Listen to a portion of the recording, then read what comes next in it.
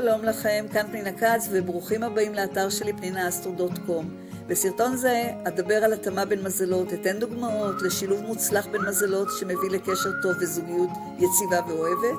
אדבר על מזלות שאינם מתאימים וקיימת התנגשות בקווי האישיות שלהם וממש אין להם מה לחפש יחד. וכמובן אדבר גם על מזלות שנמשכים מאוד אחד לשני, אבל ברוב המקרים סקס טוב זה כנראה הדבר העיקרי שיצא מהחיבור ביניהם. אתחיל בהתאמות אסטרולוגיות שמביאות לקשר טוב ומומלץ. גבר תאומי עם אישה מאזניים, שילוב שנחשב למעולה, קשר אינטלקטואלי ומסקרן, שניהם נהנים במיוחד מתרבות, מחברה, מטיולים ועיסוק ביחסים. גבר סרטן אישה גדי, מתאימים כמו יד לכפפה, היא זקוקה ליציבות ולביטחון, הוא צריך את הביתיות, האימהות שהיא משדרת, ויחד הם ירצו לבנות בית ולהינשא. גבר אריה, אישה דלי, חיבור נפלא, צפויה הרצה הדדית, תמיכה ופרגון, היא תיתן מקום של כבוד לאגו שלו והוא יפנק ויתמוך בה, שניהם יחד עקשנים, אך הסקספיל והמשיכה ישמרו על הקשר.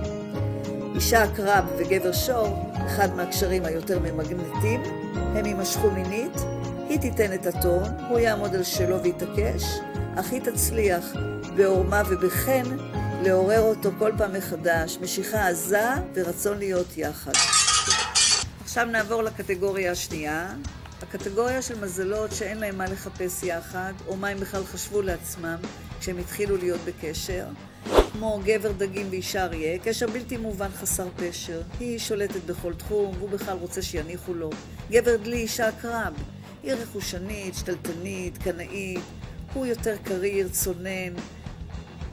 כלקח הוא ימרוד ויפתיע אותה ובעצם יצליח להוציא אותה מדעתה.